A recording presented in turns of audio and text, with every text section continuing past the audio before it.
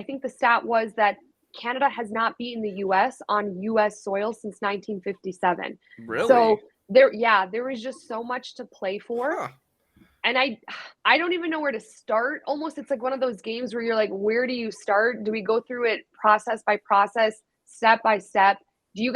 What did you think when you saw the formation? Like when you saw the tactics heading into this game, a 3-back against the US, who you know is going to be very clinical in terms of their tactical organization. They're very, very athletic. This is a team that, they play in systems. That's what the US is known for. And you know that they're going to run those systems well.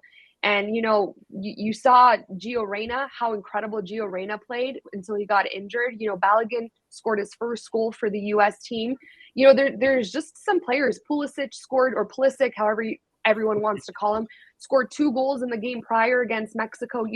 They're a threat. And when I saw a 3-back, I'm just, Kennedy as the center back, just maybe a team that may not be as comfortable in that formation in a final that's when I immediately, before the game even started, had a little bit of a question mark. How did you guys feel about it?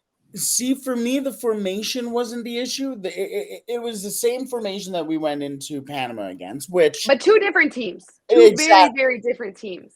That's exactly it. Panama to the States are completely different, but it was the personnel that were on the pitch in those formations. Kennedy, on and off game. He had some pretty good clearances, but I don't think that he's not Steven Vittoria. And that's the issue. Why weren't you having in a final the experience of a guy like Vittoria back there? Because you saw it even on the first goal. There was no organization by the Canadians in their own box. I think Kamal Miller didn't even look at the ball, and all of a sudden it's over his head and easy for Richards there. It's easy for him. Again, Buchanan should have been playing, and Lorena got pocketed by Anthony Robinson. By the 20th minute, they had to switch sides with Alphonso Davies because they're going, okay, maybe there's a little bit of a class mismatch here. So I was okay with the formation considering it was similar from the game before. But if you had Davies and Buchanan and David as your top 3, then you toss in Laren, who's hot in Spain, I think it's a little bit of a different story for at least 60 minutes. Yeah, and at the same time, it's a back 3 that's never played together. Yeah. That's exactly my point. That's exactly my point. Like, when you think about the fact, okay, so I agree, Brett, Panama's different, right? Like, Panama, respectfully, is a different caliber of a team, and it's also not the final. Now you're heading into the final, potentially to win a Nations League trophy, solidify yourself, quote unquote, the Kings of CONCACAF. That's important to us Canadian fans. Like, we want to be able to say, yeah, we won that trophy. And to beat the U.S. on their home turf, and you're starting a back line that it's not their fault. It takes a while to develop that chemistry, and they felt the pressure from the U.S. And I'm not saying, like, of course, these players deserve to have some accountability as well, right? That's why they're professional footballers. But I think it's a tough match with a lot of emotion, with a lot of pressure to kind of do that. And that's where I question immediately when I saw that starting 11, where I'm like, what's the thought process here? And full transparency, I think Borjan deserves those 2 goals. Should have been saved big time. That first goal should have been saved, and that second goal, anytime a goalie lets a ball in like that in your post, you got to do better. You got to do better. And I agree, there was defensive breakdowns on that second goal too, but you need a goalie to make those saves. And it almost felt like for the US, it was very easy for them to break us down. Like, we were playing so wide, they were able just to cut us through. Like, it was so easy to attack us. And Christian Jack put out a tweet saying Canada are now playing a 4-4-2 with Kamal Miller as a right side at CB, Larea left back, and Alphonso Davies already playing his 3rd different position of the night. Like, I just felt like there's way too many changes happening throughout the game in that first even 20 minutes. I'm listening to the broadcast, and you're hearing John Herdman scream for the first 20 minutes off the bench. I'm like, I don't know if that's normal. Like, with a coach making so many changes so early, so many different instructions, I feel like that confuses players at times. I think the midfield was hindered by Jonathan Osorio.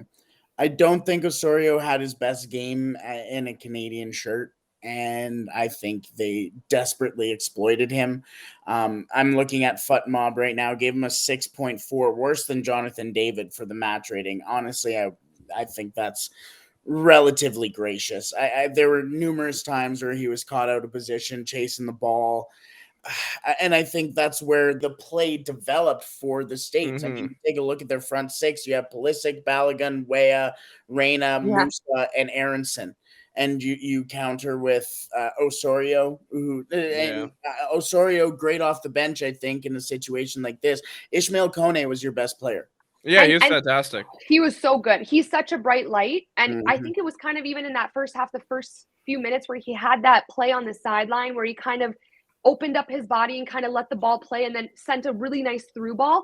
He's a very, very smart player, and he's a very bright spot for Canada, a very big bright spot for Canada. But, you know, going off what you said, Brett, in the midfield, this was also a U.S. team who doesn't have Tyler Adams, who's injured, who to me is my favorite player on that entire U.S. team. So smart, so defensively sound, took care of so much dirty work in the World Cup.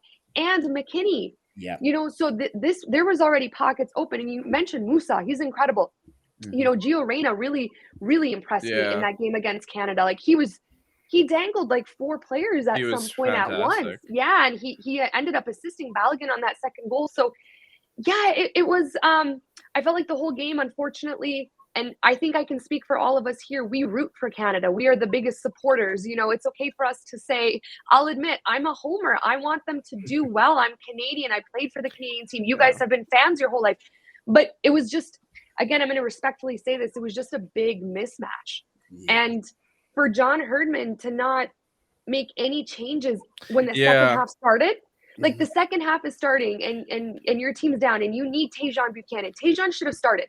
And to not start Tajon Buchanan at the start of the second half, to me, was mind-blowing. How do you not make a single change? And that's the thing, right? Like, I follow a lot of, like, Canadian men's national team, Canadian fans on Twitter, and a lot of it, like, you know, ends up on my timeline. And the biggest critique was towards John Herdman and his decisions. You know, there was a little bit of criticism towards a few players like Milan Borjan or Richie Leray. I don't know. There's a few players that got a little critiques, but it was mainly John Herdman. Whose name was on the, you know, tip of everyone's tongue. Like, this one person I saw, he said, a list of things John Herdman has done wrong against the U.S. men's national team. Milan Borjan, long balls, big braining by putting Fonzie to right wing back, no halftime subs, you know, Tajon's energy, and not using Stephen Vittoria's minutes right, using all against Panama. There's just so many wrong decisions that you feel like, what's happening here?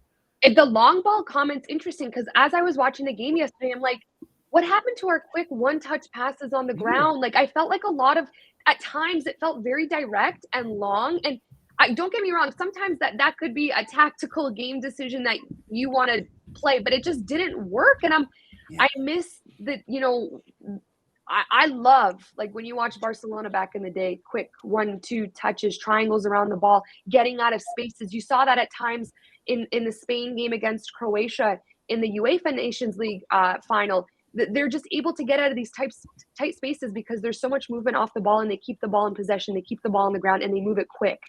I'm not the biggest fan of these long balls because when you're against a team like the U.S., like I will say once again, who's super athletic and who, in my opinion, won probably, I don't know the stat, but I would assume a large majority of the aerial balls. Like, they were just dominant in the air. Why are we playing the ball over the top? Keep it on the ground, find each other in space. But then again, the U.S. did a very good job of shutting Canada down in their zonal defense. Like, their zonal defense was very tight, very organized, very compact. And the U.S., to me, I looked at this team and I said, come 2026, this is a team that, give their players a few more years of experience, they're gonna contend. They're really good.